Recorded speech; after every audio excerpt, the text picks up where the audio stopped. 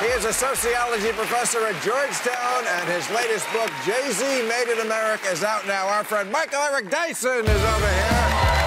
Oh, you got the...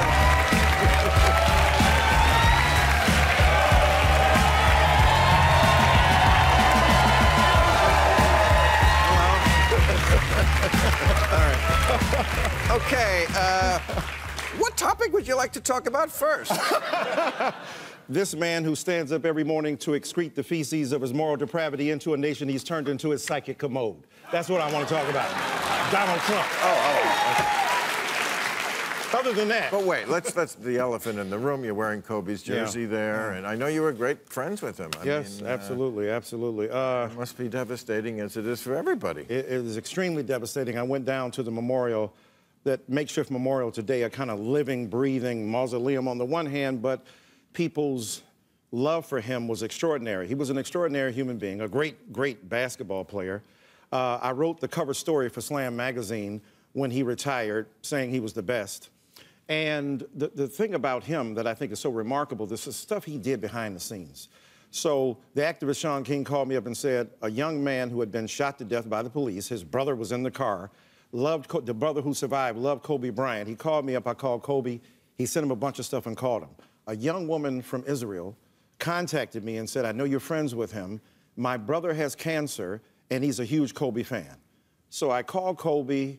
All they wanted was a little video made on his phone to send to him. Kobe went to the studio and made a professional video and sent to this young man. That's the kind of stuff that was representative of him as well. So maybe he is your next book. I mean, you have written a lot of great biographies. You did Martin Luther King. You did Malcolm X. You did Marvin Gaye.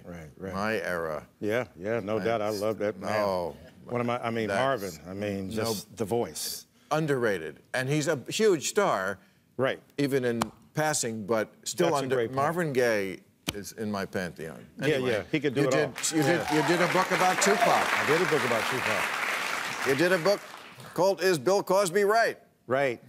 I did. Wait a minute. But not about drugging women. No. I said it was wrong. I said it was wrong. And you said it was wrong. I said it was wrong, and I had 3 pages. Look, this was in, what, 2006? Yes. And before woke was woke. Right. And like the people, and I'm holding Bill Cosby to account, and yes, you are. I was talking 3 or 4 pages about the drugging of women, and a lot of black people got mad at me. Why you trying to take a brother down? Right. I said, no, he drugged us before he drugged those women, right. and clearly. Right? No, you were ahead of that.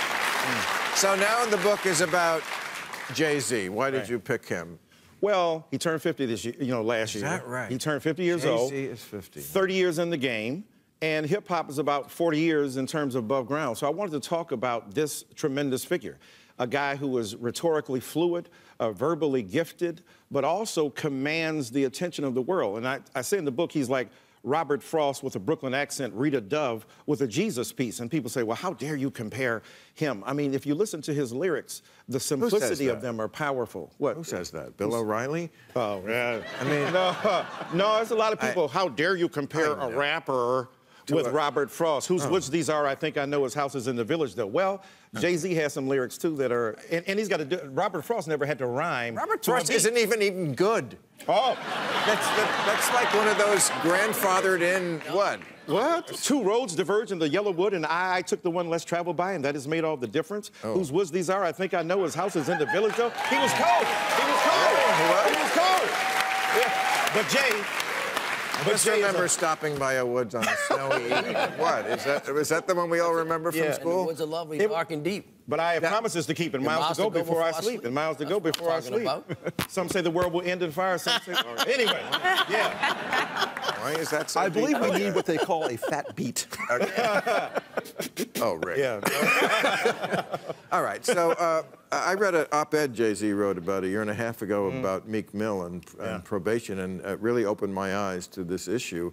I didn't realize probation and bail. Yeah, bail. 70% of people in jail, get this in America, this is from The Nation, haven't been convicted of a crime. Oh, no. 70%. Right. I saw when Manafort went to jail, he made $10 million bail. He made it. Oh, yeah.